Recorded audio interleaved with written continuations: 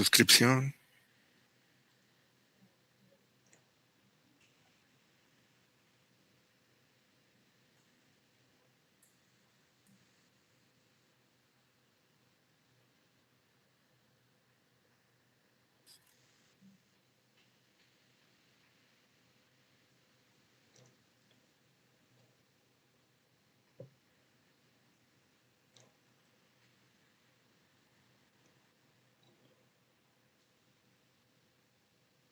Ya.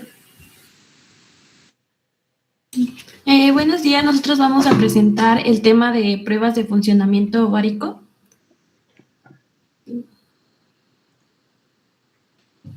Bien, ¿qué son los ovarios? Bueno, los ovarios son las dos glándulas sexuales del sistema reproductor femenino, donde se forman los óvulos y se producen las hormonas de estrógeno y progesterona que más adelante se van a explicar. Estas hormonas cumplen una función muy importante en el desarrollo de las características femeninas, en la forma del cuerpo y la cantidad del vello corporal. ¿Pasas a la siguiente, por favor?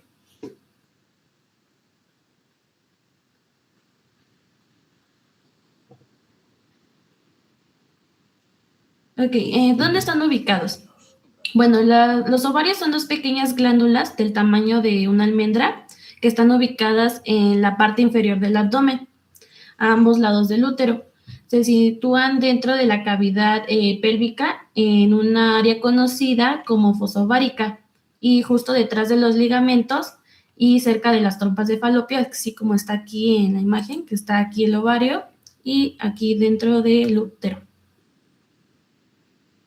¿Me pasas a la siguiente, por favor?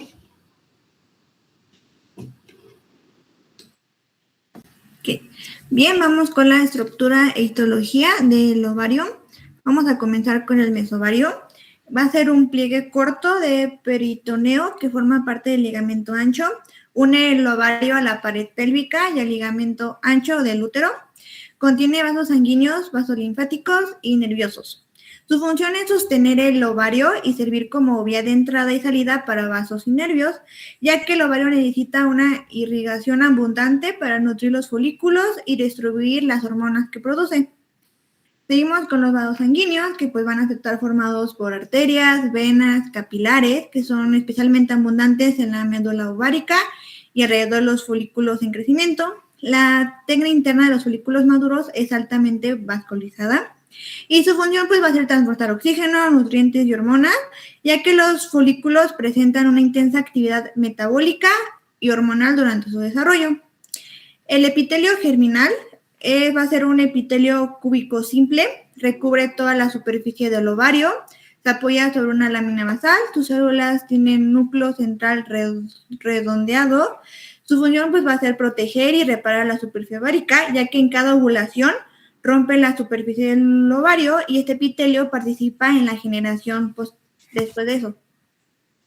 Después el estroma ovárico, va a ser tejido conectivo especializado, está constituido por fibroblastos y fibras colágenas, alberga folículos ováricos en diferentes etapas y contiene vasos sanguíneos y nervios.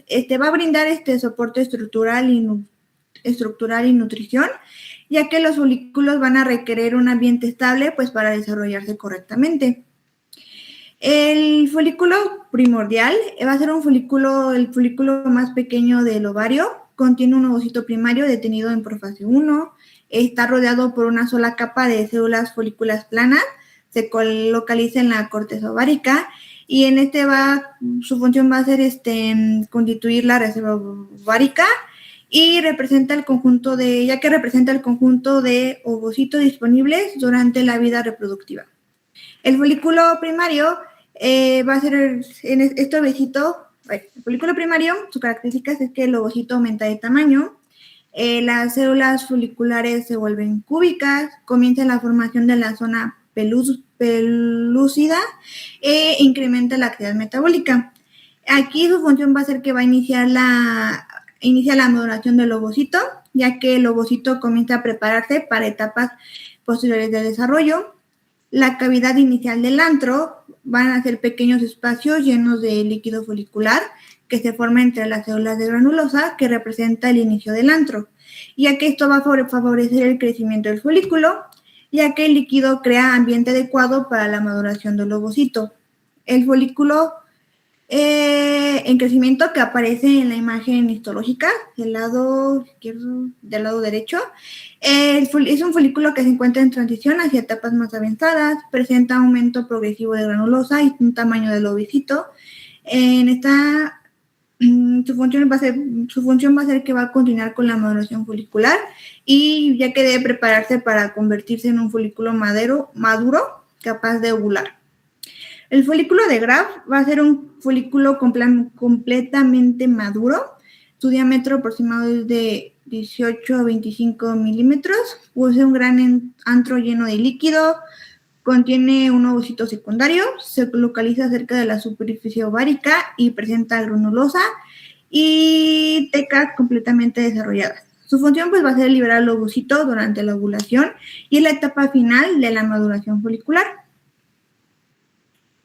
Y el folículo atrésico va a ser un folículo en degeneración, va a presentar apoptosis de células foliculares, puede aparecer en cualquier etapa del desarrollo. Su función va a ser eliminar folículos que no serán utilizados porque el organismo selecciona únicamente algunos folículos para completar la maduración. Y el cuerpo lúteo universal se va a formar inmediatamente después de la ovulación, deriva del folículo roto. Comienza la luteinización de las células de la granulosa y la teca.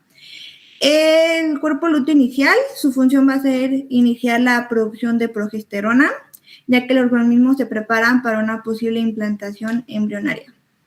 Y el cuerpo lúteo maduro, pues va a ser una glándula endocrina temporal, va a estar muy vascularizada, va a ser de color amarillo debido a la acumulación de lípidos y pigmentos carotenoides y va a producir progesterona, estrógenos, y ya que estas hormonas pues, preparan el endometrio para recibir el embrión y ayudan a mantener un embarazo temprano.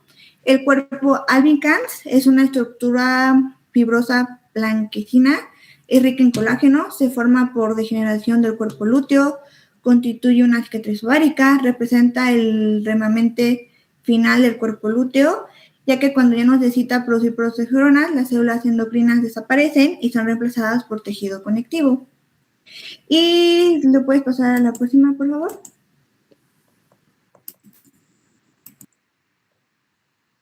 Bien, bueno, ¿qué son los óvulos? Bueno, un óvulo es la célula sexual o gameto femenino y es una célula fundamental para la reproducción, ya que aporta la mitad de la información genética y que es necesaria para crear un nuevo ser vivo. Su función principal es ser el componente básico de la reproducción junto con el espermatozoide y se libera un óvulo maduro en cada ciclo menstrual.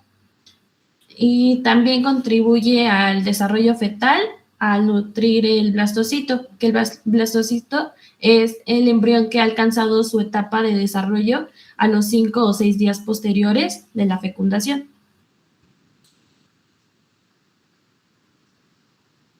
Vamos con la formación de un óvulo.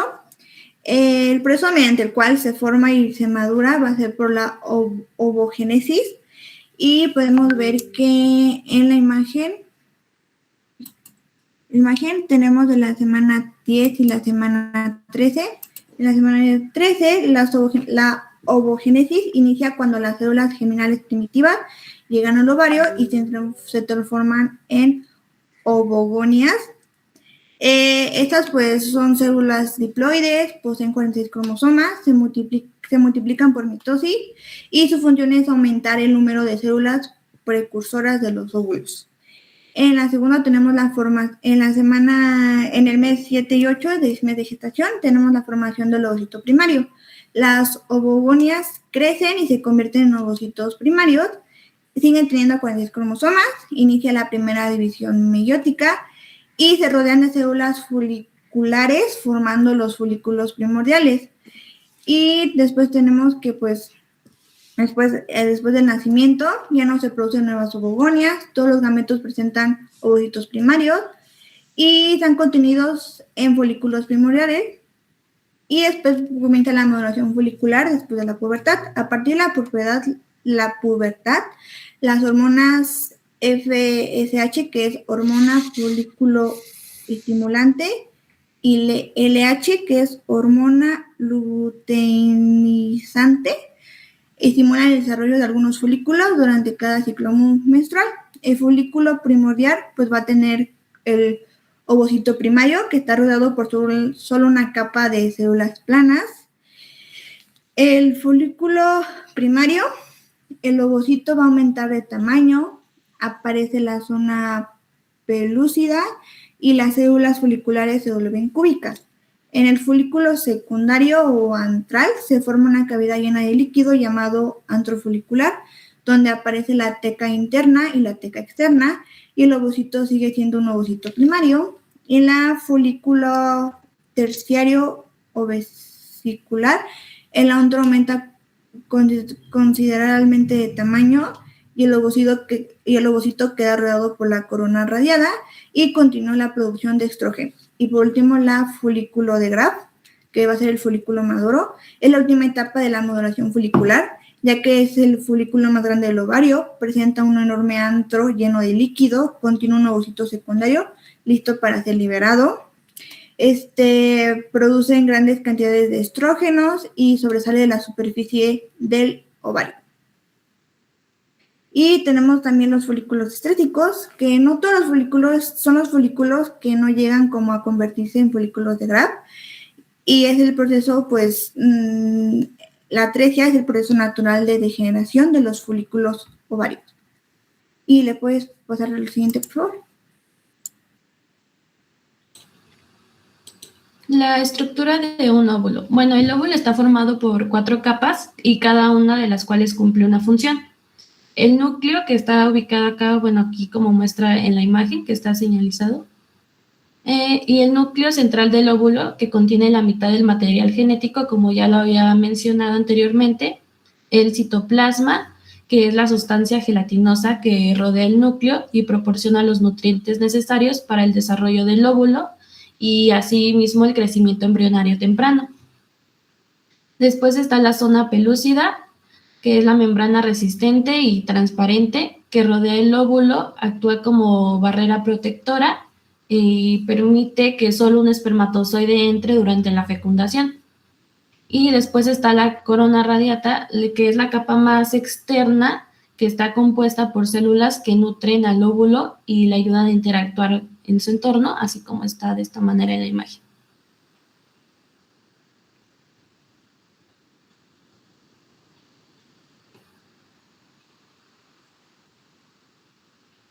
¿Cuáles son las funciones del óvulo? Bueno, el óvulo cumple, por lo tanto, varias funciones críticas en la reproducción, como la fertilización, que es cuando un espermatozoide penetra en el óvulo y se produce la fusión de los núcleos de ambas células, lo que da lugar en sí a la formación de un cigoto. Y este cigoto es la célula inicial de un nuevo organismo humano. También está el transporte de información genética, que pues el óvulo aporta la mitad de la información genética necesaria y que los cromosomas en el núcleo del óvulo determinan rasgos heredados como el color de ojos, la altura y la predisposición a ciertas enfermedades. Está también el suministro inicial de energía, que las mitocondrias presentes en el citoplasma del óvulo proveen de la energía necesaria para el primer periodo del desarrollo del embrión. Y estas mitocondrias son de origen materno, lo que significa que la descendencia hereda su material genético mitocondrial solo de la madre. Bueno, ahora hablaremos de las funciones de los ovarios. En esta tenemos dos. Una es la producción y maduración de los óvulos, que es la gametogénesis. ¿La qué? Gametogénesis, bueno, la producción, se llama así. Almacenan y maduran los óvulos cada mes durante el proceso de la ovulación. Liberan uno para que pueda ser fecundado por un espermatozoide. Y la dos, que es la secreción hormonal, función endocrina, que está en los estrógenos, que controlan el ciclo menstrual y el desarrollo de las características físicas femeninas, como el crecimiento de los senos. Además, nos ayuda a proteger la salud ósea y cardiovascular. Y la progesterona, que prepara y mantiene el útero para un posible embarazo y estabiliza el ciclo. Dentro de este funcionamiento ovárico depende mucho de la interacción entre el hipotálamo, la hipófisis anterior y el ovario. Este se va a dividir en 3 pasos. El primer paso empieza en el hipotálamo, que libera la hormona liberadora de gonadotropinas. Esta hormona actúa como un interruptor que es el que enciende todo el proceso. El paso 2 se encuentra en la adenohipófisis, que es la parte anterior de la hipófisis, que al recibir la señal de la hormona liberadora de gonadotropinas, produce y libera otras 2 hormonas clave en el torrente sanguíneo, que es la hormona foliculoestimulante, que estimula los ovarios para que los folículos crezcan y maduren, y la hormona luteinizante, que es esencial para desencadenar la ovulación a mitad del ciclo y formar un cuerpo lúteo. También existe otra, que es la prolactina, pero esta nada más... Prolactina, perdón, que esta se produce en caso de un embarazo, ya que produce la leche en los senos. El ovario responde a estas 2 hormonas y el ovario responde a estas 2 hormonas produciendo el estrógeno y la progesterona.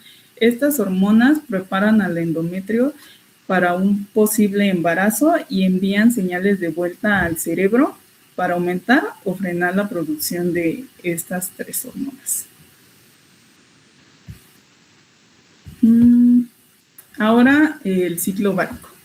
Empezamos por la fase folicular, que esta va del día 1 del ciclo, del día 1 hasta el día de la ovulación, que es aproximadamente entre 13 y 15. ¿Y qué ocurre aquí? La glándula de la adenohipófisis libera la hormona folículo estimulante, la cual estimula pues varios folículos en los ovarios. Uno de ellos se convierte en el folículo dominante y comienza a producir altos niveles de estrógenos. Después tenemos la fase de la ovulación, que ocurre alrededor del día 14, cuando el folículo dominante libera el ovocito en un proceso desencadenado por un pico de la hormona luteinizante. Y la fase lútea, que ocurre desde la ovulación hasta el día previo a la siguiente menstruación, suele durar aproximadamente 14 días. ¿Y qué pasa aquí? El folículo roto se transforma en el cuerpo lúteo y comienza a producir grandes cantidades de progesterona. Esta hormona pues estabiliza el endometrio, preparándolo para un óvulo fecundado. Pero si no es fecundado, el cuerpo lúteo se desintegra, los niveles de las hormonas caen y el endometrio se desprende en manera de la menstruación y el ciclo comienza de nuevo. Y la menstruación, que es desde el día 1, aproximadamente el día 5 a 7, dependiendo. Y bueno, el revestimiento del útero, el endometrio, se desprende al no haber embarazo, expulsándose a través de la vagina en forma de sangre. Y aquí podemos ver cómo las hormonas se elevan dependiendo los días. También existen los días fértiles, que es cuando, que son alrededor del día 10 al 15, que son los días en los que más fértil puede ser. Y podemos ver aquí que entre el día 14 y 15 se da el pico máximo de la hormona luteinizante. Ahora pasemos a las pruebas de funcionamiento ovárico, que son un conjunto de análisis que evalúan la capacidad de los ovarios para producir óvulos y hormonas esenciales en la producción. Nos ayudan mucho a predecir el potencial de fertilidad y detectar problemas hormonales. Y también para evaluar la reserva ovárica, o sea, la cantidad y calidad de los óvulos disponibles.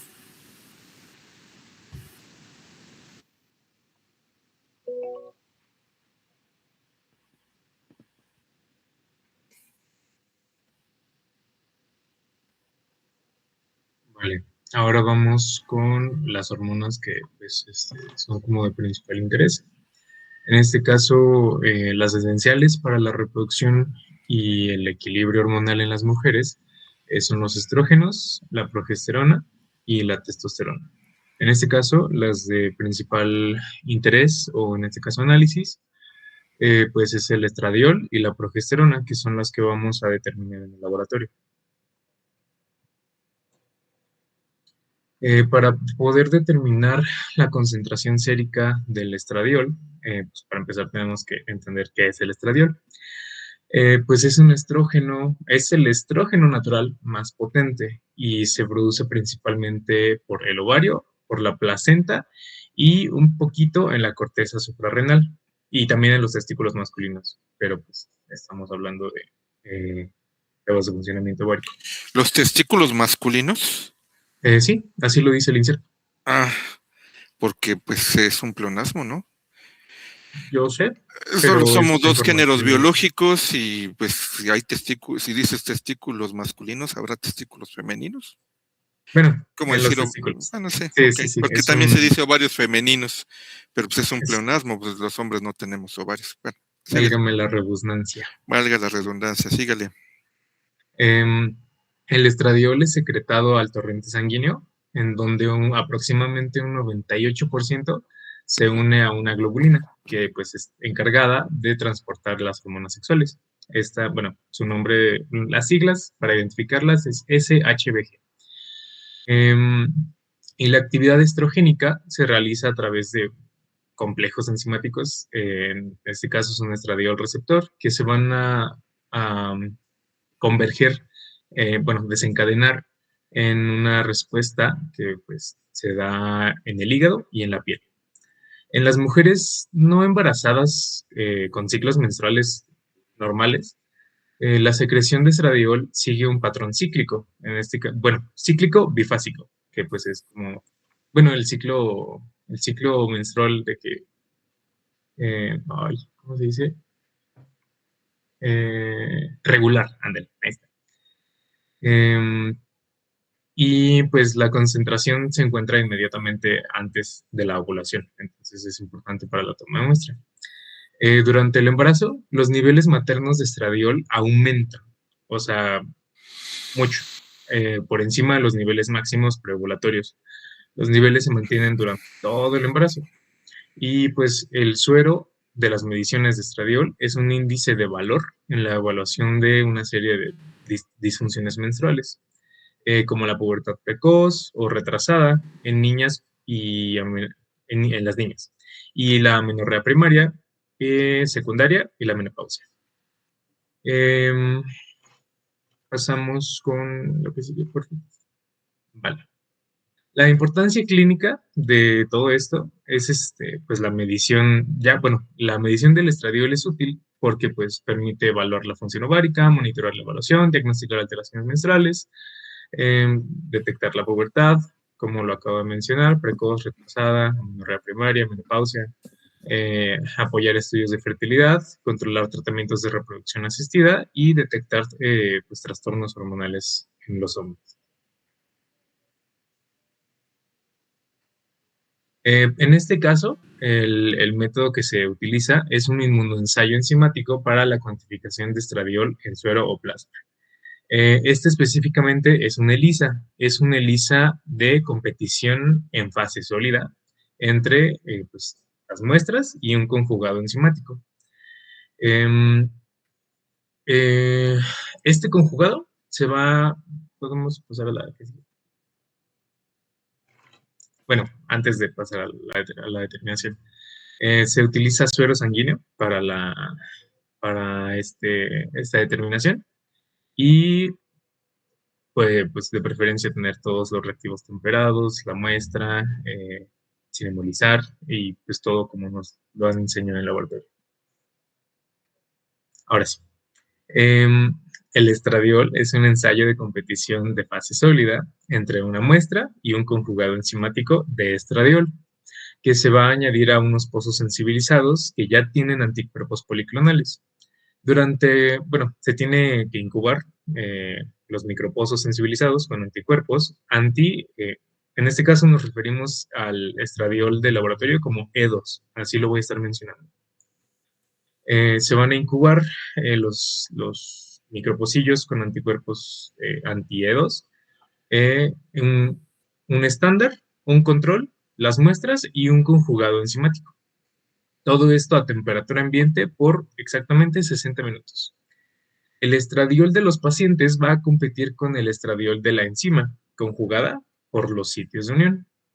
El conjugado enzimático de E2 unido al micropozo va a ir disminuyendo pues, con el paso de tiempo, en cuanto aumenta la concentración de E2 en la muestra.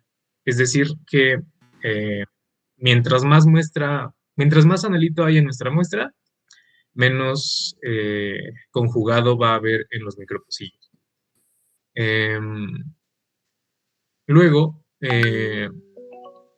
va a aumentar la concentración de E2 de la muestra y el estradiol y la enzima de estradiol conjugada que no se haya unido van a ser desechados por los lavados que se tienen que estar haciendo pues, en cada paso, como nos lo enseñaron en técnicas de diagnóstico. Cuando se le agrega el substrato de la intensidad de la coloración a los micropocillos, la concentración va a ser inversamente proporcional al estradiol que muestre la curva estándar. No sé si me di a entender muy bien. ¿Me pueden confirmar?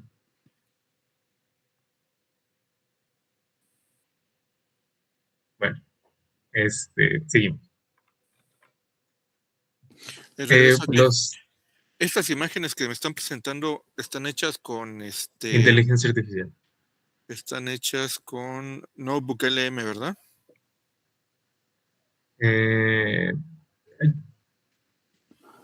No sabría decirle. ¿Quién las hizo? Gemini. ¿Con Gemini? Pues es lo mismo. Esta es una infografía hecha con Notebook LM. Bueno, está bien, están bien las imágenes, están ilustrativas, nada más que hay que explicarlas un poquito más exactas, porque te hizo un mapa para un nivel académico un poquito inferior al que nosotros tenemos. Hasta caritas felices le pone ahí a la incubadora, ¿no? Pero lo que me interesa es que se comprenda precisamente la reacción que se lleva a cabo en cada pocillo de la placa de microELISA, ¿sí? Sobre todo lo que me estás explicando de la unión competitiva del estradiol que viene en el reactivo con el estradiol que viene en el suero. Eso es lo interesante. ¿Ok?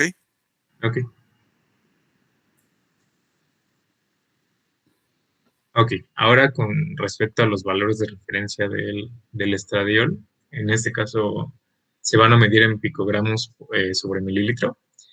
Para empezar, los resultados que nos arroje el ELISA se van a interpretar mediante una curva estándar, que pues la concentración se determina comparando la absorbancia con nuestra curva estándar. Y pues se da más que nada por la intensidad de color con respecto a la concentración. A más color, menos estradiol, y a menos color, más estradiol. Y la tratable de referencia, en este caso para hombres, dentro de lo normal, es de 10 a 50 picogramos. Mujeres que ya pasaron por la menopausia, es decir, de una edad avanzada relativamente, de 10 a 30 picogramos sobre mililitro. Mujeres que están durante la fase de ovulación de su ciclo menstrual, deben de presentar niveles de entre 30 a 400 picogramos sobre mililitro durante una fase folicular temprana de 30 a 100, una fase folicular tardía de 100 a 400, una fase lútea de 50 a 200 picogramos sobre mililitro y una mujer embarazada presenta hasta 35,000 picogramos sobre mililitro, que son los niveles que antes habíamos mencionado que sí son como de alta. Y niñas antes de atravesar la pubertad de menos de 10 picogramos sobre mililitro. Estos valores de referencia están sacados del manual, ¿verdad? Son los mismos del manual, porque son los que voy a preguntar en el examen. Ok, síguele. Vale. Ahora vamos con la determinación de concentración sérica de progesterona, que es la otra hormona, perdón, de la que estaba hablando. Para es una técnica que ya hemos trabajado de forma bibliográfica, que es un inmunoensayo de fluorescencia, en este caso por el equipo ICROMA, y nos vamos a estar basando en su inserto y en el manual para la explicación. Para empezar, la progesterona, tenemos que entender que es la progesterona, es una hormona esteroide, es decir, que viene, bueno, a través de varios procesos químicos, viene del colesterol, también conocida como P4, tiene un nombre ahí de la IUPAC. Es una hormona esteroide que participa en el ciclo menstrual femenino, en el embarazo y en la embriogénesis de los seres humanos y de otros mamíferos.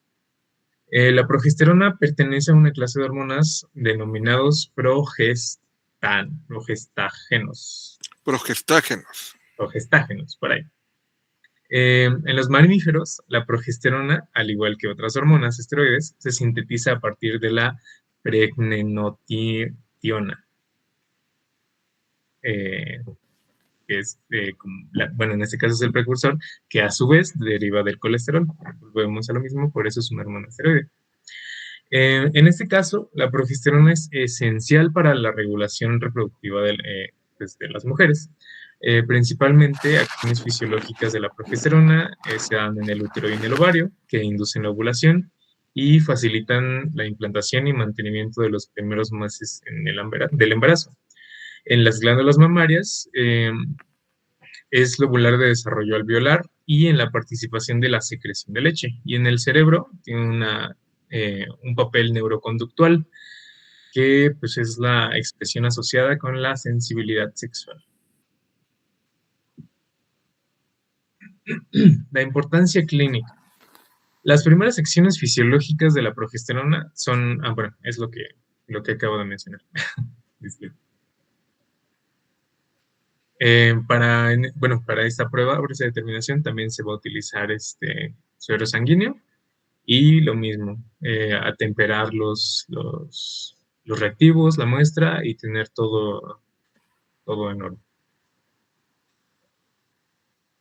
En este caso, los reactivos principales, pues además del equipo ICROMA, que pues es como la base de todo, el fundamento, el cartucho que contiene pues, su tira de prueba, su chip, un buffer de detección, el tubo detector y bueno, pasamos con el procedimiento.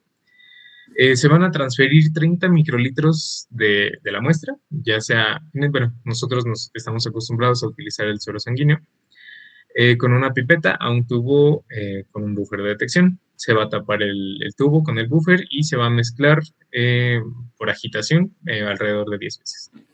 Luego se van a pipetear 75 microlitros de la mezcla de muestra de reactivo y se van a colocar en una ventana en la muestra del cartucho. Luego el cartucho con la muestra se van a dejar atemperar, se van a dejar incubar por 15 minutos a 25 grados Celsius en la incubadora de la propia marca, se llama eChamp. Luego, para poder realizar el escaneo de la muestra, es decir, la cuantificación, se va a cargar el cartucho. Se tiene que insertar en la bandeja del ICROMA, se tiene que verificar que esté bien colocado, es decir, en la correcta orientación. Se va a empujar, se va a introducir y el licroma va a hacer lo suyo. Se va a leer la muestra y se van a arrojar unos resultados. Esos resultados son los que vamos a interpretar.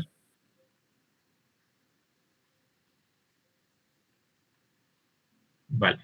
Y pues para poder interpretarlos tenemos que conocer los valores de referencia.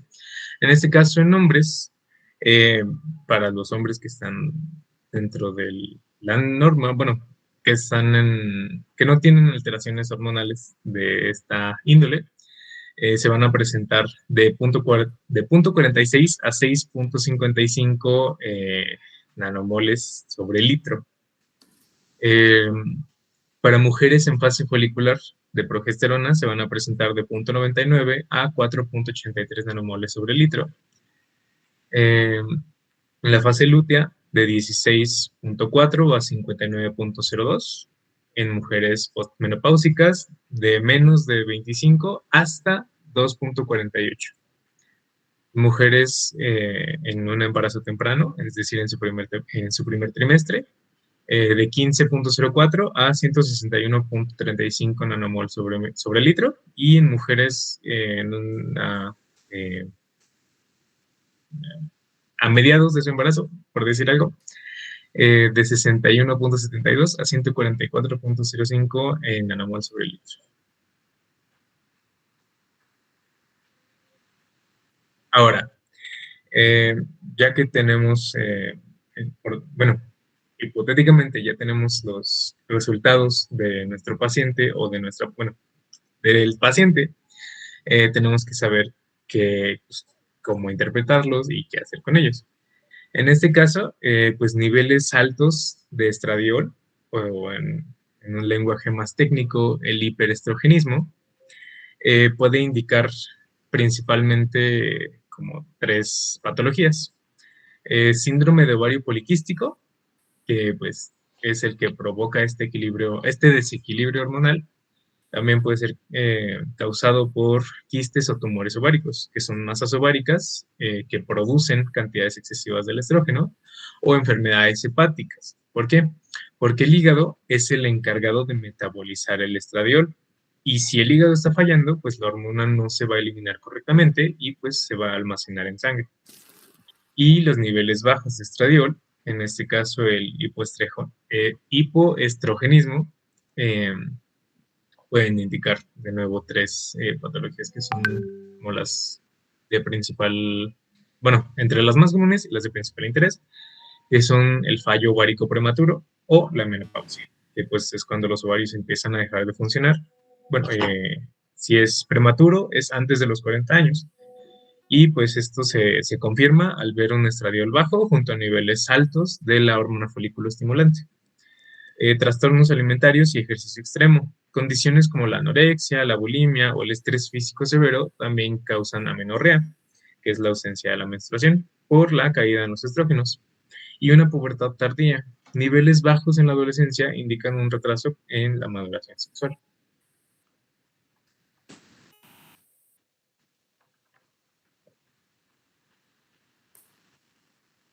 Y ahora con los de la progesterona.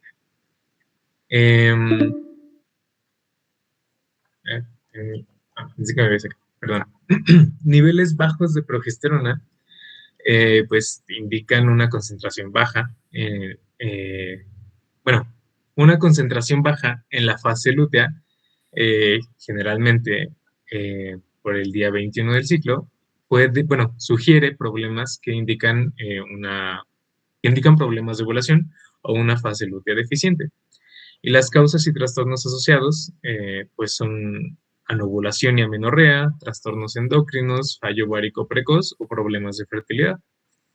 Y niveles bajos durante el embarazo, que ya son un poquito más alarmantes, pueden indicar un embarazo ectópico, que pues es cuando el óvulo fertilizado se implanta afuera del útero. Riesgo de aborto espontáneo, que pues es la amenaza de perder al producto, y la insuficiencia placentaria o la preeclampsia. que son trastornos del desarrollo placentario y en la presión arterial. Y niveles altos de progesterona, que pues, no suelen ser muy frecuentes, pueden indicar quistes ováricos o trastornos suprarrenales.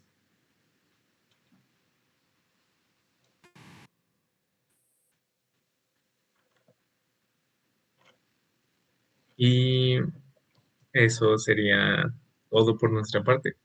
Entonces, esperamos que haya sido enriquecedor para todos ustedes, compañeros, para usted, profesor. Muchas gracias por su tiempo. Siempre mete una diapositiva final que diga gracias o lo que quieras, pero que indique que ya acabaste. ¿De acuerdo? Sí. O la bibliografía en un momento dado. Bueno, muy bien, me gustó el tema, estuvo bien dado, estuvo bien explicado, estuvo claro, entendible, ¿sí? Y bueno, nos quedan 13 minutos de esta sesión, pero yo creo que nos vamos a salir, nos metemos a la siguiente sesión para que no nos agarre. O bueno, ¿a quién le toca? Le toca al equipo 6B. ¿Y ya están listos? Sí. Échenle agüita ahí a la cara de Rosa Cedillo, porque está durmiendo. ¿Sale? Denle un trago al vaso de agua, porque, híjole, les digo que todo se ve, chavos. Bueno, empiecen y ya les indico yo cuando los interrumpo para pasarnos a la siguiente sesión, para aprovechar todo el tiempo. Entonces empiecen, por favor.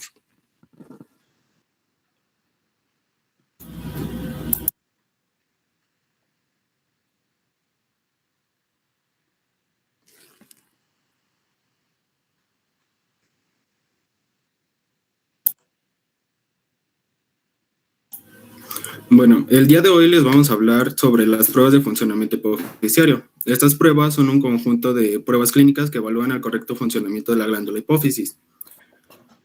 La siguiente, por favor. La hipófisis, también conocida como glándula pituitaria o hipófisis pituitaria, es una glándula endocrina pequeña, de aproximadamente 1 centímetro de diámetro y 0.5 gramos de peso. Frecuentemente se le compara con un chícharo o un guisante. Esta está ubicada en una cavidad ósea llamada silla turca. Esta silla turca es una estructura ósea del hueso esfenoides situada en la base del cráneo, justo debajo del cerebro. La glándula a su misma vez está protegida por el hueso esfenoides y está conectada al hipotálamo mediante el tallo hipofisiario o infundíbulo. El hipotálamo es una región del cerebro que controla su función de esta glándula a través de señales hormonales y nerviosas. El lugar de la glándula, más bien el lugar donde está situada la glándula, se encuentra en una ubicación estratégica, ya que permite a la hipófisis recibir estímulos directos del sistema nervioso central y responder de manera eficaz a las necesidades del organismo. Para comprender cómo se comunican la hipófisis y el hipotálamo, es necesario saber cómo está constituida la hipófisis. La siguiente, por favor. La hipófisis a menudo solo se suele dividir en 2 partes, la adenopófisis o parte anterior y la neuropófisis o parte posterior, aunque en ocasiones se le llega a dividir en 3 partes, que serían la adenopófisis o parte anterior, la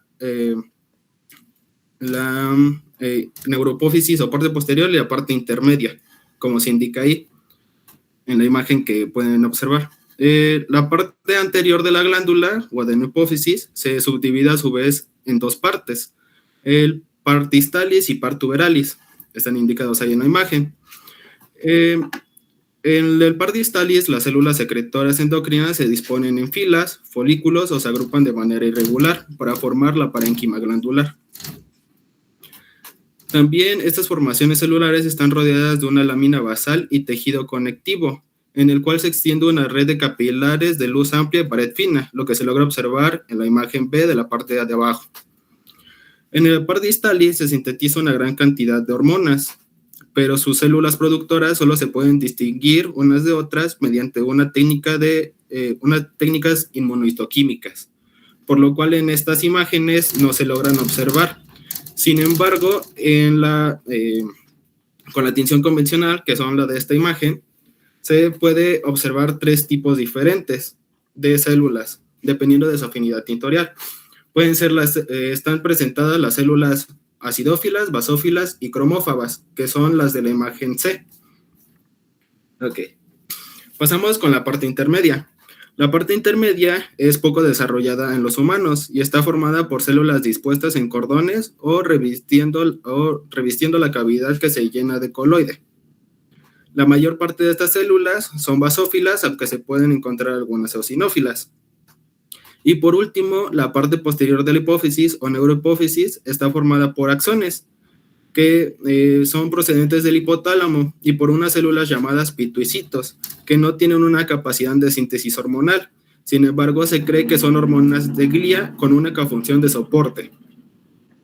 Bueno, la hipófisis también cuenta con el antes mencionado tallo hipofisiario o infundíbulo. Aquí en la imagen se encuentra un único infundíbulo que se bifurca en dos, pero en realidad son dos partes.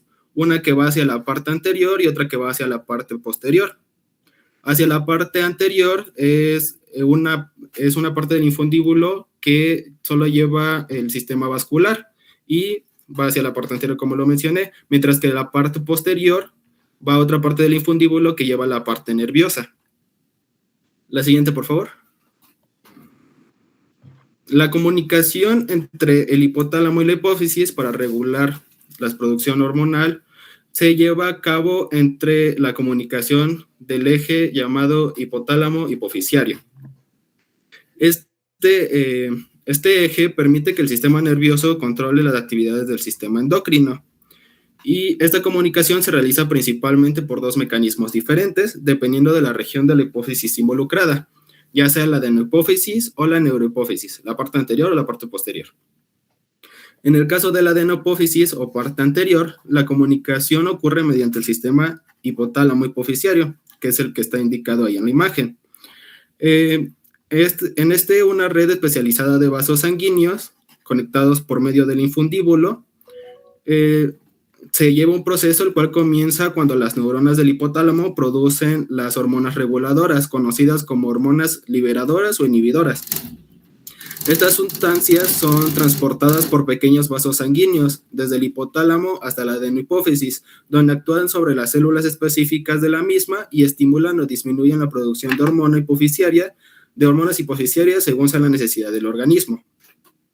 Por otro lado, la comunicación con la neurohipófisis o la parte posterior ocurre de una manera diferente, ya que existe una conexión nerviosa directa por medio del infundíbulo.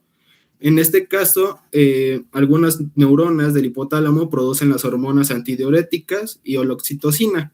Estas hormonas viajan a través de los axones de las células nerviosas hasta la neurohipófisis, donde se almacenan y posteriormente son liberadas hacia la sangre cuando el organismo así las necesita. Bueno, la siguiente, por favor. Esta glándula, cuenta con la función de controlar otras glándulas endocrinas del organismo, como lo son la tiroides, la glándula suprarrenal, los ovarios y los testículos, mediante la secreción de hormonas reguladoras, como lo indica el manual. La hipófisis produce hormonas que actúan como mensajeros químicos encargados de regular las otras glándulas endocrinas y diferentes procesos fisiológicos, como el crecimiento, el metabolismo, la reproducción, la respuesta al estrés y el equilibrio del agua corporal. Estas hormonas se originan en los dos sitios de la hipófisis, la parte anterior y la parte posterior. En las hormonas de la adenohipófisis o parte anterior, esta tiene la capacidad de producir sus propias hormonas, que son las hormonas del crecimiento, la hormona estimulante de la tiroides, la hormona adenocorticotropa, la hormona foliculoestimulante, la hormona luteinizante, la prolactina y las hormonas estimulantes de melanocitos. Mientras que la neurohipófisis no produce sus propias hormonas, sino que, como ya lo dije, son producidas por el hipotálamo y estas solamente las almacena y posteriormente las libera en sangre cuando el cuerpo lo necesita. Estas dos hormonas que se almacenan ahí son la hormona antidiurética y la oxitocina. La evaluación de la función hipofisiaria tiene una gran importancia clínica porque permite detectar alteraciones hormonales que se pueden afectar los múltiples sistemas del organismo. Un problema en la hipófisis puede provocar cambios en el crecimiento, alteraciones metabólicas, problemas reproductivos o modificaciones en la presión arterial. Asimismo, también puede provocar cambios en el equilibrio del agua corporal y alteraciones relacionadas con la respuesta al estrés. Por lo cual, el diagnóstico temprano, mediante las pruebas de funcionamiento hipofisiario, permite establecer tratamientos adecuados y prevenir complicaciones a largo plazo. Además, estas pruebas son fundamentales para diferenciar si las alteraciones son hormonales y se originan directamente en la glándula periférica, glándulas periféricas como la tiroides o las suprarrenales, o si el problema se encuentra directamente en la hipófisis o el hipotálamo.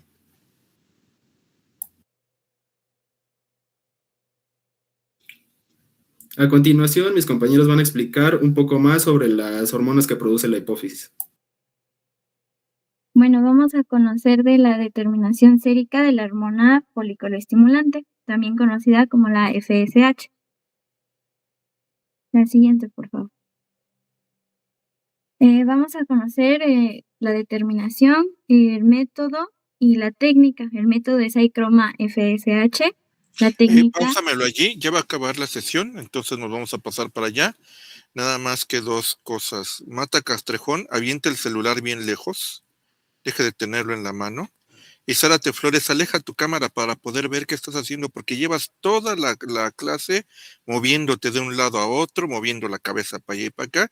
Y acuérdate que como tengo un monitor, todo movimiento en el monitor me jala la atención. Entonces, por favor, la cámara tiene que estar de frente al alumno y se tiene que ver su torso para poder saber que están poniendo atención y no están chateando. ¿Sale? Vámonos para la siguiente. Pídanme la entrada y ya les permito pasar. Corríjame eso, Zárate Flores.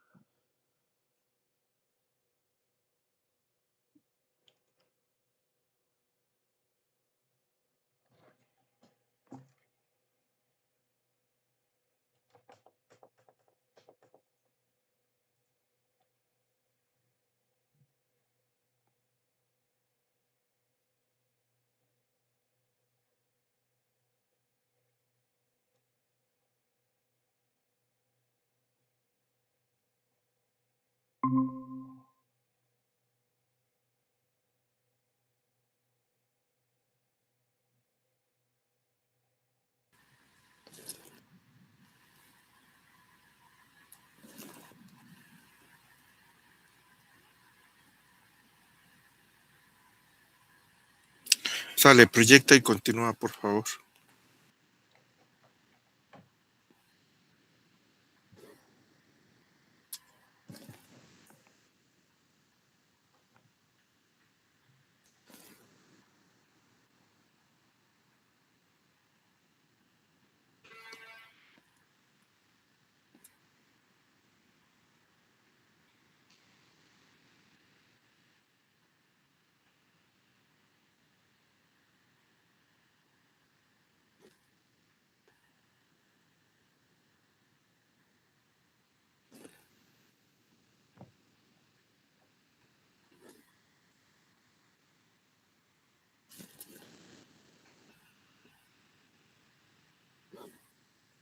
Continúa, por favor, ya estamos todos, creo.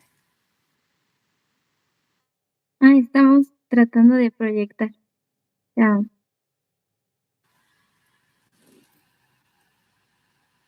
Bueno, ahora sí, el principio del método. Uh-huh. Vamos a encontrar que tu principio es un inmunensayo tipo sándwich, basado en el mismo principio que la ELISA tipo sándwich, aunque en lugar de producir un cambio de color, vamos a utilizar una señal de fluorescencia. Primero, los anticuerpos marcados en un fluoruro se unen a la hormona presente en la muestra, formando complejos antígeno-anticuerpo. Estos complejos migran por una tira de nitrocelulosa.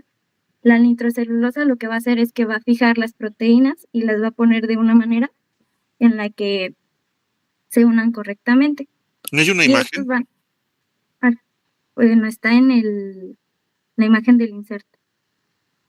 Sí, en el inserto viene un esquema de cómo se lleva a cabo esto, pero hubiera sido bueno.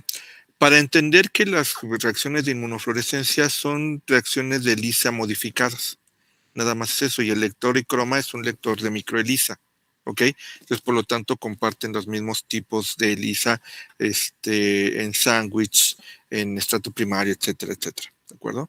Entonces, y sobre todo hace rato que estaba hablando el otro equipo de la determinación de progesterona, pues que al fin y al cabo ELISA es una, y se los había dicho en laboratorio, ELISA es una prueba que utiliza la espectrofotometría también. Entonces, la reacción va a generar un color, va a haber un haz de luz que va a leer la intensidad de ese color, se va a aplicar la ley de Lambert-Eibert y la intensidad del color va a ser directamente proporcional a la cantidad en un determinado caso de inmunoglobulina y en otro caso a la sustancia que estemos nosotros buscando. ¿De acuerdo? Entonces siempre acuérdense, se los dije ayer, cuando me hablen de algo, pónganme un esquema que sea un poquito, que me refuerce la explicación para que sea un poquito más entendible, por favor. ¿Sale? Sígale. Bueno, aquí en esta tira de nitrocelulosa van a ser capturados por un segundo anticuerpo inmovilizado, formando el sándwich, o sea, el anticuerpo, antígeno, anticuerpo. Mientras mayor, el complejo antígeno-anticuerpo, y luego. Mientras mayor sea la cantidad de la hormona folículo estimulante en la muestra, más complejos se formarán y mayor será la intensidad de fluorescencia. Finalmente, el equipo mide esta señal y la convierte en la concentración de la hormona en la muestra. Siguiente, por favor. Vamos a encontrar los reactivos. En la prueba ICROMA FSH utiliza varios. Estos reactivos, el primero es un cartucho que contiene una línea de prueba con anticuerpos que capturan la hormona y una línea de control que confirma que las pruebas se realizó correctamente. ¿Y por qué se ven encimadas las letras con los dibujos y con los demás textos? ¿Se le movió o qué? Yo creo que sí. Chequenlo antes de presentar. Sí, porque cuando lo cambias de PowerPoint a PDF a veces pasa eso. Entonces chequenlo hasta que se presente bien, si no, no se entiende. Y acuérdense que este material es el que me van a mandar para que yo lo suba a Classroom y sirva de material de estudio. Si es que me corrijan eso, por favor. Sí. Después tenemos el tubo detector que contiene anticuerpos marcados con fluorescencia que se unen a la hormona y permiten que el equipo la detecte. Además está el diluyente que ayuda a la muestra que fluya correctamente y mantiene estables las condiciones de la reacción.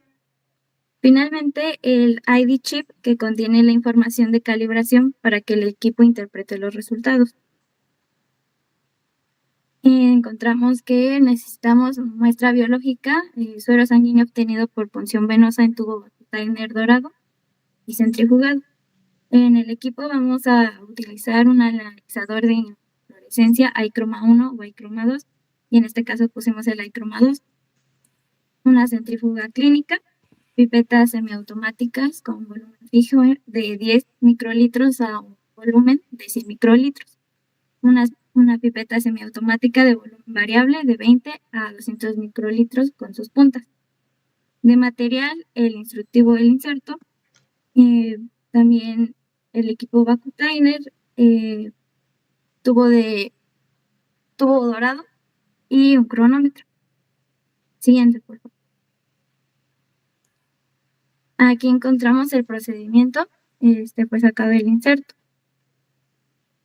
Primero vamos a temperar el diluyente, tubo detector y tira reactiva durante 30 minutos, verificando que el chip y los reactivos correspondan al mismo lote.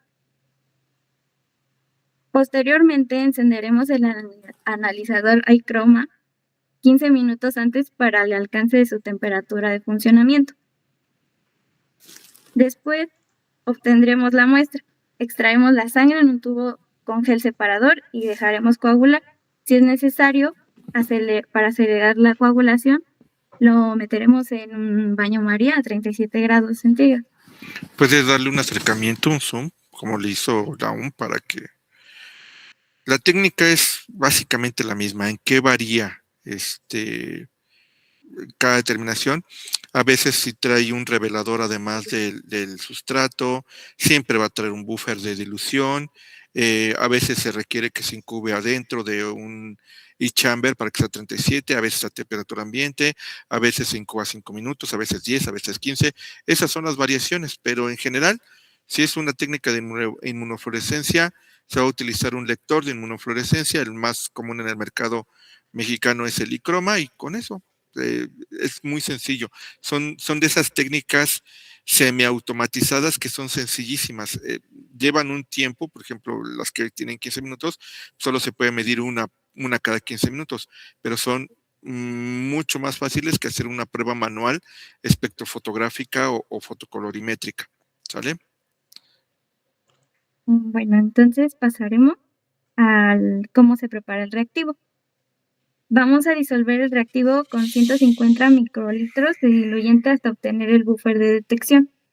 Posteriormente agregaremos 150 microlitros de la muestra al reactivo, mezclándola y colocar 75 microlitros en el cartucho e incubar 15 minutos. Vamos a introducir correctamente el cartucho en el analizador para su lectura. Ya después realizaremos el análisis, esperaremos la lectura y registraremos los resultados. Para finalizar, retirar y desechar el cartucho, presionar reset y apagar el equipo. Siguiente, por favor.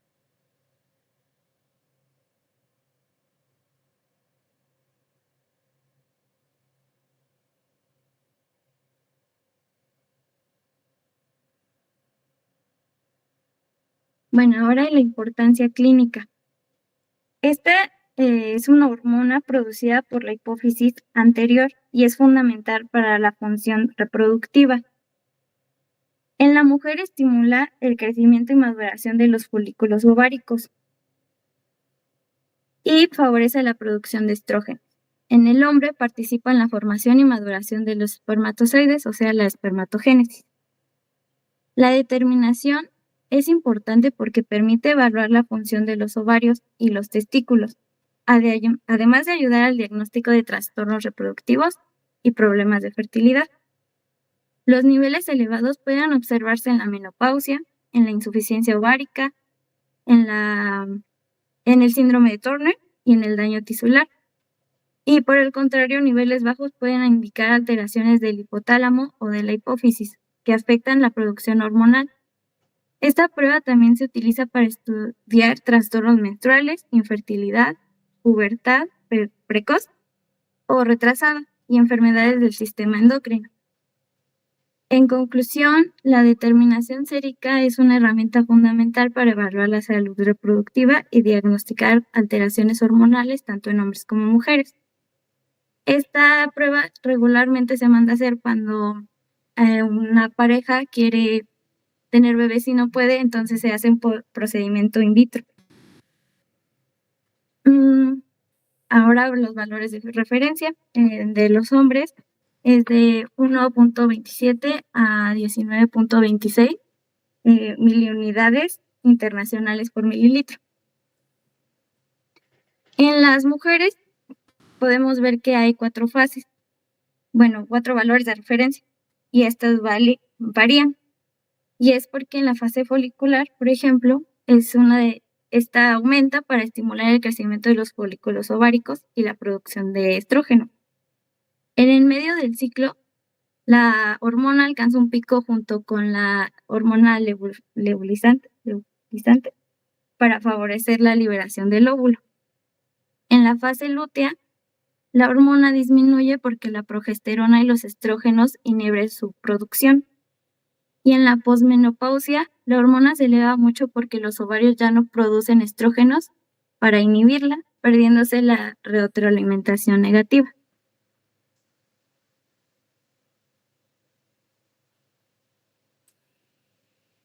Sí.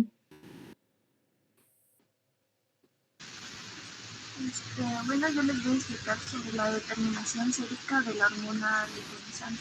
Casi no se oye tu micrófono, Zárate. Ya me escucho bien. Se oye muy lejos y muy bajito. Se oye, inclusive se oye interferencia. ¿No tienes un manos libres que puedas conectar al celular o a la computadora? Creo que sí. Permítame. Pues apúrate. Que tenga un micrófono, porque el de tu computadora se oye mal.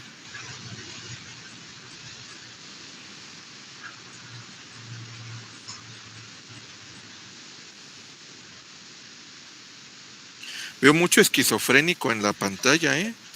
Acuérdense que el esquizofrénico es el que se ríe solito. Entonces, si de repente te encuentras a ti mismo fuera de la sesión, es porque te agarré en el ataque esquizofrénico. Ni preguntes. ¿Me podría dar acceso para... A ver, ¿para qué es otro? Ajá, para el micrófono. A ver. Ya.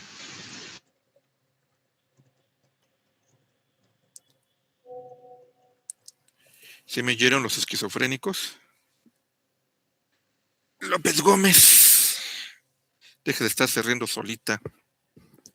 Que si no, va a despertar en la realidad de fuera de la sesión.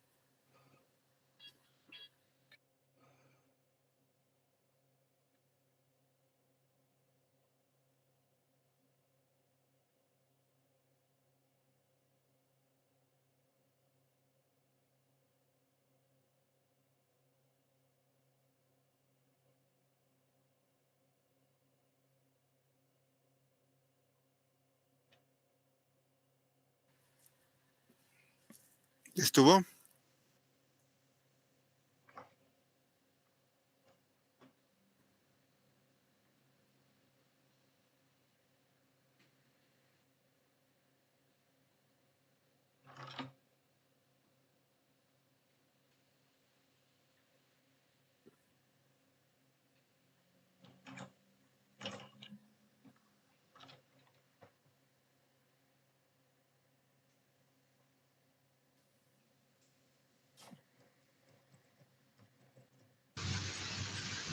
Disculpe, profesor, es que no me deja prender el micrófono. Permítame. ¿No te deja prender el micrófono cómo? Me aparece un anuncio del sistema silenció el micrófono. ¿De Meet? Ajá. ¿En qué lo estás intentando? ¿En un celular o qué? Sí, en un celular. A ver. Porque yo no puedo controlar más que el cierre del micrófono si lo tienes abierto. Pero si lo tienes cerrado yo no lo puedo abrir porque no es cuenta premium. Es una cuenta gratuita, entonces no sabría cómo ayudarte ahí en ese aspecto. Creo que tienes que dar permisos en tu teléfono o algo así para que... Ándale, para permitir que grabe o que use el audio o algo así. Has de tener bloqueados los permisos de audio de cámara. Habilítalos en configuración. Sí, porque ni tampoco das imagen. O sea, está tu celular, pero no envía imagen.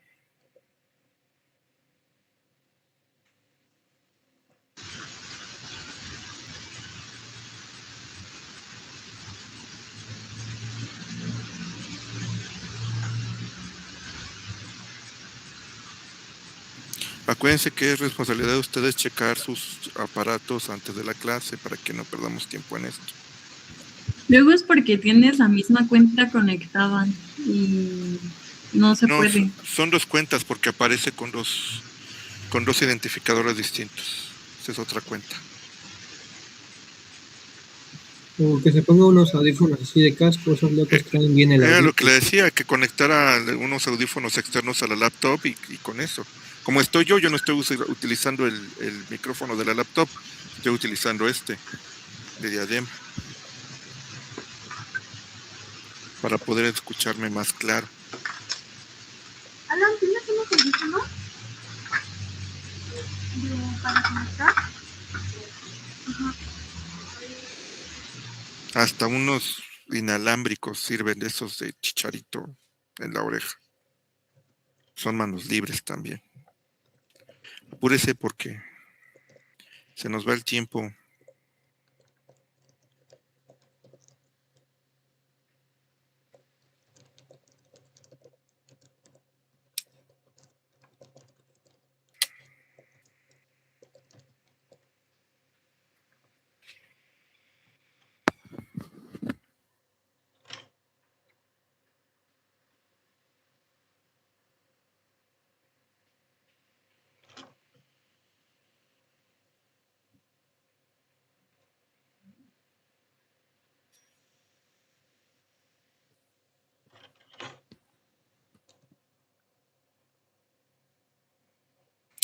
Bueno, vamos en perfil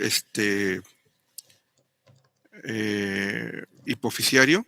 Ya nada más nos quedaría perfil tiroideo para el próximo lunes. Y si terminamos el lunes, chavos, les aviso una vez, si terminamos el lunes con tiroideo, el martes sería el examen de perfiles clínicos, ¿ok? Tengo de aquí al viernes para pensar si les dejo un trabajo teórico, ¿sí? Si se los dejo, se los publico en Classroom, ustedes lo hacen, me lo regresan y ya hacemos el examen al puntaje que reste, sumado con el trabajo de evaluación continua, y ya con eso ya sabremos quién presenta examen extraordinario, ¿ok? Entonces, para que estén preparados, que ahorita tentativamente el examen es el próximo martes, ¿vale? Ya te oyes y ya te veo perfecto. Ya te veo bien, te oigo bien, así debería ser desde el principio. Ok. Sí, es que el problema fue que como estaba con la misma cuenta en las dos, no me dejaba abrir el micrófono. Ok. Sí, bueno. La determinación sérica de la hormona luteinizante. La siguiente, por favor. La hormona luteinizante, LH, también conocida como lutropina, es una hormona lipoproteica producida por la hipófisis anterior, la adenohipófisis. No me lea, explíquemelo. Bueno. Esta hormona es secretada y a diferencia de la FSH y TSH, consta de una unidad alfa y una beta. La beta es la especial para la LH. La siguiente, por favor. El que tenga su WhatsApp por ahí prendido, apáguelo. Hasta acá se oye cómo llegan los mensajes. Sí, ya.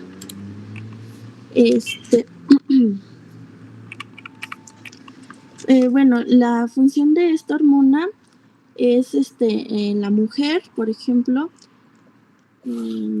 estimula la maduración final del folículo y provoca la ruptura folicular. Esta desencadena la ovulación. Y tras la ovulación, promueve la formación del cuerpo lúteo y se estimula para que secrete progesterona. A ver si me puedes ayudar agrandando la imagen, la primera. Ándale ahí. Del hipotálamo, la hormona liberadora de gonadotropina hace que la FSH se libere al torrente sanguíneo. Esta llega al ovario y estimula los folículos que provocan, liberan el estrógeno. En respuesta secreta la hormona LH, que es la encargada de la ovulación, que es donde está su pico máximo en la ovulación. Esto a su vez pues ya es la formación del cuerpo lúteo después de la ovulación. Listo. En los hombres se denomina a menudo hormona estimulante de las células intersticiales, ya que influye directamente en las células de Leydig de los testículos para la producción de testosterona. La siguiente, por favor. Indicaciones de la prueba. La determinación de LH está indicada para investigaciones del ciclo menstrual y fertilidad. La evaluación de anomalías en el desarrollo puberal es la pubertad precoz o retrasada. El diagnóstico de trastornos del eje reproductivo como el síndrome de ovario poliquístico, insuficiencia ovárica prematura y menopausia. También para estudio de insuficiencia testicular, anorquía o tumores hipofisarios. La siguiente, por favor. Según el procedimiento, se ocupan reactivos. Permítame. Reactivos que el método es Chroma LH. La técnica es inmunoensayo de fluorescencia Y los reactivos específicos para LH incluyen el cartucho de prueba, que contiene una tira reactiva con anticuerpos anti-LH en la línea de prueba de IgG, de conejo en la línea de control.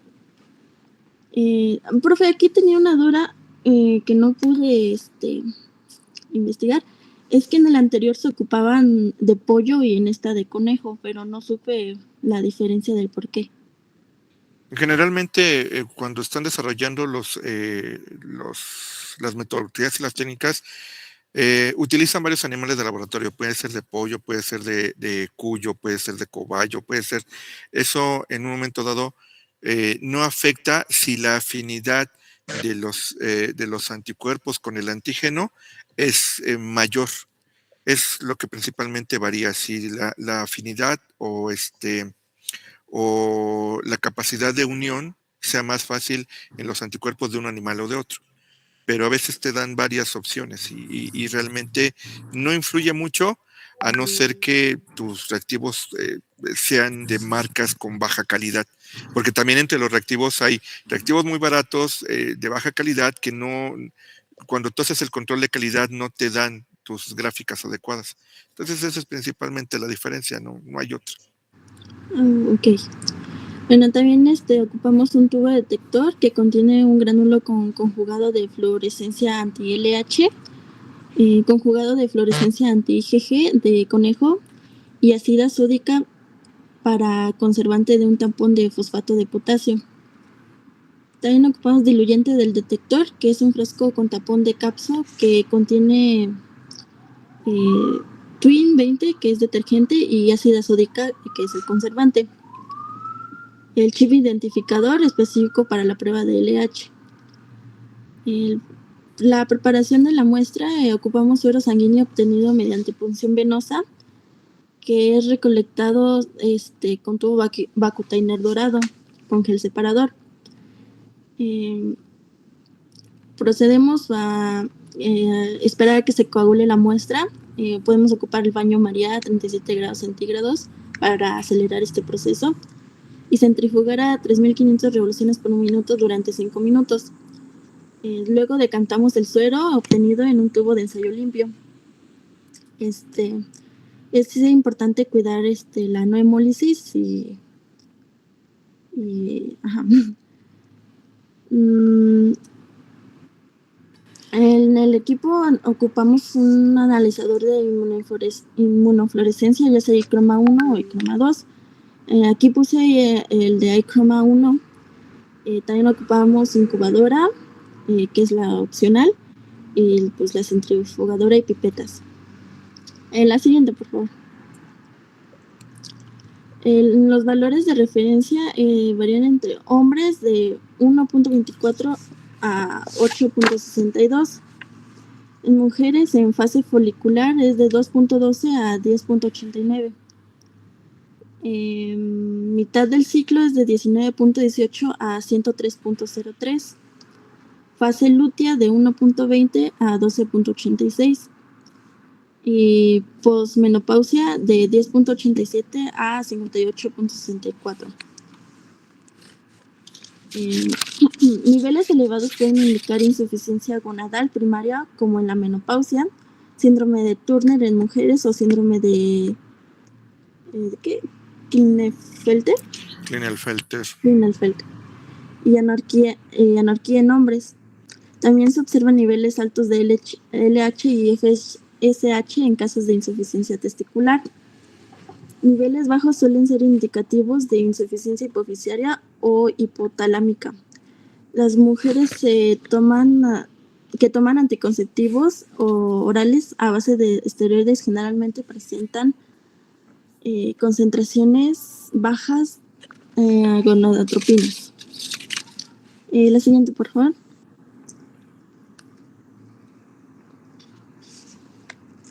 Ay, ¿sí me escucho? Sí, pero no te vemos. Es que como estoy presentando, no, como que se bloquea la cámara. Pero bueno, ahora sigue la prolactina. Vamos a utilizar el método iChroma-PRL y su técnica es igual el inmunoensayo de fluorescencia. Y básicamente el mismo principio del método es igual al de la hormona de la hormona anterior que vimos. Bueno, vamos a utilizar 3 reactivos. El cartucho con la tira reactiva, contiene la tira reactiva donde ocurre la reacción de la prueba. La línea de la prueba contiene prolactina inmovilizada para la detección de la hormona, mientras que la línea de control contiene IgG de conejo, que verifica que la prueba se realizó correctamente. Tenemos el tubo detector, que contiene anticuerpos marcados con fluorescencia que se unen a la prolactina de la muestra para generar la señal que mide el equipo. También incluye un anticuerpo para la línea de control y ácida de sodio que actúa como conservante. Tenemos el diluyente del detector, que facilita la mezcla y el desplazamiento de la muestra para la tira reactiva. Contiene Twin 20, que evita uniones inespecíficas y mejora la precisión de la prueba, además de PBS, para mantener un pH adecuado y ácida de sodio como conservante. Su procedimiento es el mismo que los anteriores y su importancia clínica. Es una hormona producida igual por la hipófisis anterior, cuya función principal es estimular el desarrollo de las glándulas mamarias y la producción de leche después del parto. Su secreción está regulada principalmente por la dopamina, una sustancia producida por el hipotálamo que inhibe su liberación. La medición de la prolactina es importante porque ayuda a diagnosticar trastornos del hipotálamo y la hipófisis, así como pruebas relacionadas con la fertilidad. Durante el embarazo y la lactancia, sus niveles aumentan de forma normal, pero cuando se elevan fuera de estas condiciones se produce hiperprolactinemia.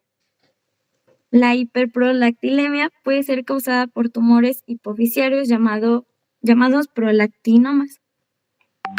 También hipotiroidismo, enfermedad renal. ¿Cómo se relaciona? Pues es porque esta hormona es filtrada por los riñones y cuando hay un exceso de esta empieza a dañar el riñón. También afecta estrés y algunos medicamentos. En las mujeres puede provocar galactorrea, que es cuando se produce leche sin estar amamantando o teniendo un bebé. La amenorrea, la ausencia de la menstruación e infertilidad, mientras que en los hombres puede ocasionar disminución de líbido, disfunción eréctil e infertilidad. Por ello, esta determinación es una prueba muy útil para alteraciones hormonales y reproductivas. Y bueno, están los valores de referencia. En hombres de 3 a 25 nanogramos por mililitro y en mujeres de 5 a 35 nanogramos por mililitro.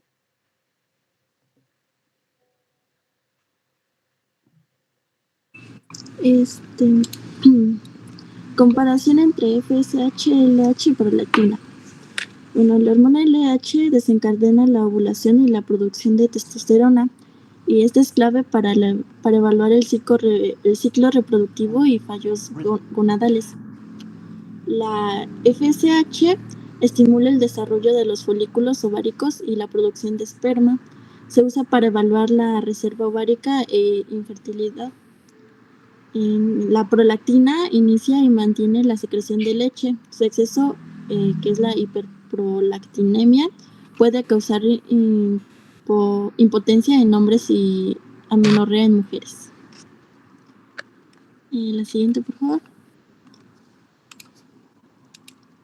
En conclusión, se concluye que la medición conjunta de estas hormonas es una herramienta indispensable para diagnosticar y monitorear condiciones como la infertilidad, anomalías en el desarrollo puberal, pubertad precoz o retrasada, la menopausia y el síndrome de ovario poliquístico. Y ya, gracias. Ok, bueno. Entonces ya cubrimos perfil hipoficiario. A grandes rasgos estuvo bien, nada más que me leen mucho, chavos. Me leen bastante.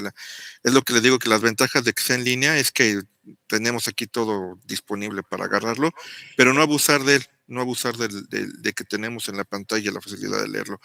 Entenderlo, comprenderlo y explicarlo, ¿ok? Entonces, como les dije hace rato, mientras preparaba el micrófono la compañera, nos veríamos el próximo lunes. Ya no los veo yo más que mañana para continuar con inmunohematología, mañana a las 7. Ahorita les pongo creo que ya les puse la cita. Sí, ya lo puse en Classroom. Entonces nos vemos mañana a las 7, avanzar lo que podamos, ¿sí? Y también para poder hacer el examen de banco de sangre, ¿ok? Y ya terminar con el curso, ¿de acuerdo? ¿Preguntas o dudas? ¿No? Bueno. Entonces, terminamos 10:33, esta clase termina a la 1, y bueno, les digo que pues, lamentablemente según el calendario y según todo lo que estamos haciendo, si no regresamos a clases antes de vacaciones, ya no nos vamos a ver, chavos, porque regresando veremos posiblemente en presencial a los que hagan ETS, que yo espero sinceramente que de ninguno de mis grupos, incluyendo tenga yo mucha gente en ETS, pero bueno. Ya eso lo decide quien estudia y quien no estudia, ¿de acuerdo? Creo que también ya les envié la distribución de temas. Creo que ya no falta ningún tema, ni de perfiles ni de inmuno, entonces ya estaríamos completos y ya con eso vamos concluyendo. Entonces, si ya no hay más preguntas, nos vemos mañana a las 7 y pónganse a estudiar, chavos. Mándenme los equipos que hoy presentaron, mándenme las presentaciones a mi correo de Gmail para poderlas subir al Classroom. ¿Ok? Entonces nos podemos desconectar, nos vemos mañana. Cualquier cosa por el Classroom. Bye, bye.